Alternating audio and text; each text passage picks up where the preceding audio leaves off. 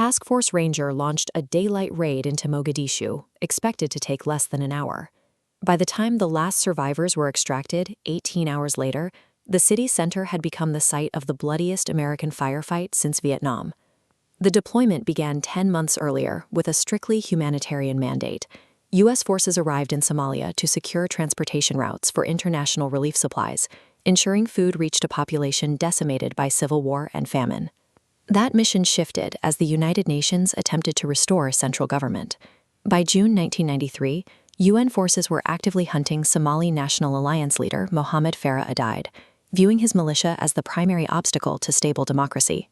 On October 3rd, intelligence placed 2 of Aidid's top lieutenants at a residence near the Olympic Hotel. Task Force Ranger deployed 19 aircraft and 160 men into the heart of the city to seize them. Moving from humanitarian aid to aggressive nation-building changed the stakes of the intervention. The task force was no longer protecting shipments, they were executing a high-stakes arrest in the middle of a hostile urban stronghold. The initial assault was precise. Within minutes of roping into the target area, Delta Force operators had secured the high-value targets and 22 other detainees. The extraction stalled immediately. The ground convoy, tasked with moving the prisoners out, was blocked by a series of organized barricades made of rocks, wreckage, and burning tires. While the convoy struggled to navigate the streets, Somali insurgents used an RPG-7 to strike the tail rotor of the Black Hawk Super 61.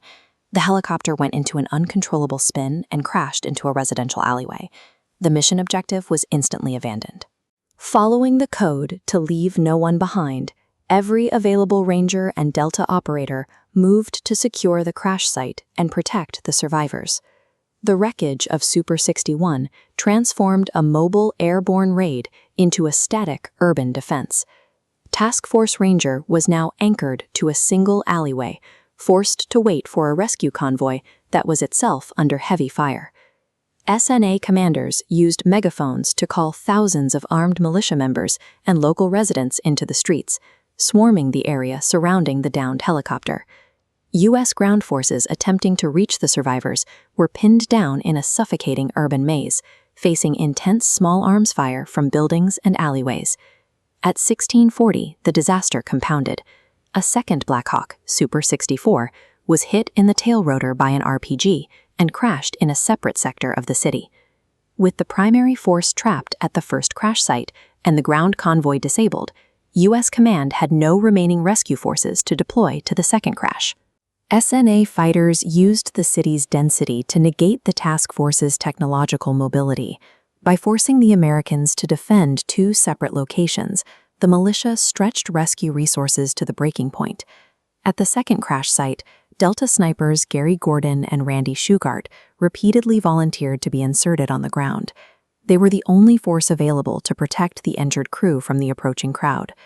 Gordon and Shughart held the perimeter for nearly 20 minutes until they were overrun and killed. The pilot, Michael Durant, was beaten and taken hostage, the only member of the crew to survive the encounter. At the first crash site, 90 operators held an isolated perimeter, surrounded by militia utilizing darkness to advance. Survival depended on air support. AH-6 Little Birds circled until dawn, firing 50,000 rounds of ammunition to prevent the militia from overrunning the survivors. The SNA executed a strategy of attrition. They recognized that while the task force held a higher kill ratio, the militia could absorb hundreds of casualties to inflict the handful of American losses that would turn U.S. public opinion against the war.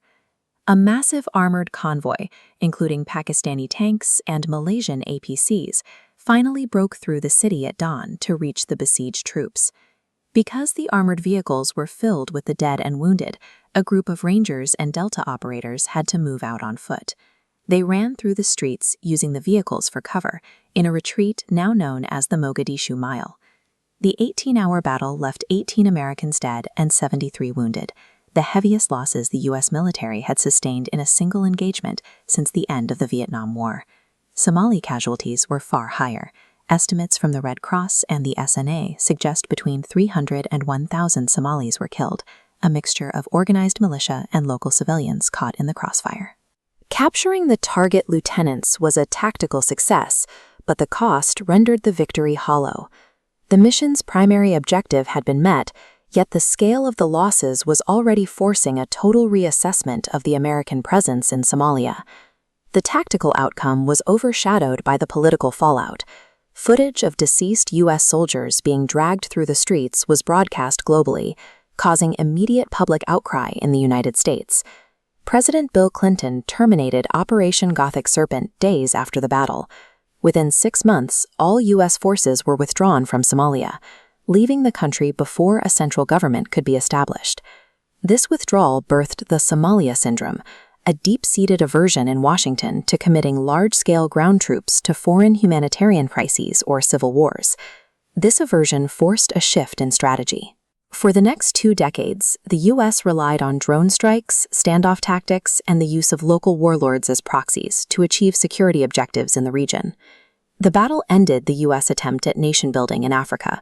It proved that military dominance cannot sustain an intervention once the political will to endure casualties has been broken.